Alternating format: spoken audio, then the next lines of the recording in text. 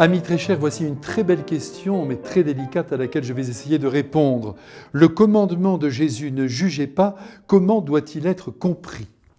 Eh bien, j'oserais dire au premier degré. Il va de soi que le mouvement même de l'intelligence s'achève dans des jugements continuels que nous portons sur les réalités qui nous entourent. On apprécie ceci, on n'apprécie pas cela, on a trouvé formidable ce livre, nul ce film. On n'arrête pas de juger au fond, et soyez rassurés, nous sommes libres de penser ce que nous voulons et même de l'exprimer.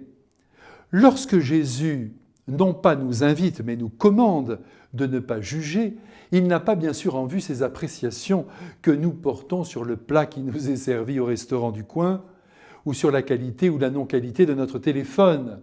Il vise cette propension à juger nos semblables à laquelle vous et moi nous sommes sujets.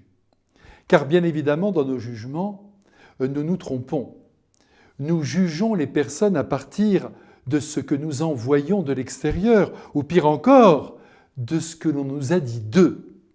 Seul le Christ est capable de descendre dans un être et d'en dégager toute la beauté, enseveli parfois sous un tas d'immondices. Faisons donc bien attention de ne pas entrer dans la spirale du jugement négatif et péremptoire, porté sur des personnes, car avec notre langue, nous devenons les captifs du démon. Mais oui, je n'ai pas peur de l'affirmer. Nous abîmons des réputations, c'est grave. Nous excluons des personnes, c'est inadmissible. Et si nous les mettons très en marge, nous risquons de provoquer même du désespoir et de pousser même celui-ci ou celle-là au suicide.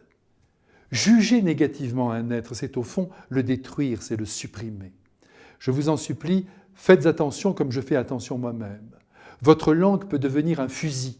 Et en notre temps qui se plaît à toutes les formes de délation, qui joue la carte de la transparence jusqu'à rendre tout opaque, le danger est à nos portes. Aimez, je vous en prie, la discrétion, la retenue dans les propos et même le secret. Et entre nous, pourquoi se mêler de la vie des autres, de ce qu'ils font ou de ce qu'ils devraient faire ? Occupons-nous de nous-mêmes. Jugeons-nous dans nos pensées et nos actions les plus intimes. Voyons bien qui nous sommes et travaillons à l'amélioration de notre propre personne. Ce serait bien plus profitable que d'harponner nos frères en raison sans doute de nos peurs ou de nos jalousies. À bientôt!